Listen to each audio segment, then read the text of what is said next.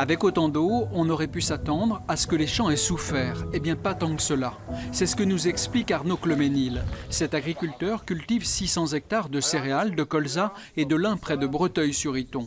Aujourd'hui, ce qu'il craint le plus, c'est le développement de certaines maladies, telles que la fusariose, un champignon qui affecte la qualité du blé, ou le piétin échaudage. Sur cette parcelle, on constate que les épis sont blancs, ce qui n'est pas normal. Mais on voit ici que ça a quand même baigné. Donc voilà, l'eau est restée stagnante pendant un certain temps, le temps que la terre boive.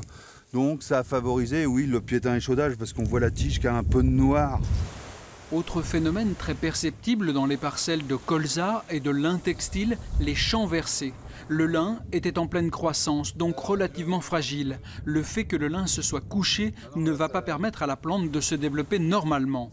Ça peut être problématique parce qu'il peut quand même y avoir une partie de l'élément nutritif qui n'arrive pas dans la tige et une mauvaise alimentation, donc une perte de qualité et une perte de tonnage. Les récoltes ne seront pas catastrophiques, mais l'impact sera réel. Suivant les endroits, suivant les quantités, ça peut aller de 10 à 20% de perte. Et après, au niveau rendement pur. Après, au niveau qualité, ça pourrait monter à plus haut que ça, dans l'ordre de 30-40%. Lors des orages de début juin, il est tombé entre 150 et 400 mm de pluie localement, l'équivalent de 3 mois de précipitations. Mais il n'y a pas eu de grêle et peu de vent, ce qui a limité les dégâts sur les exploitations agricoles.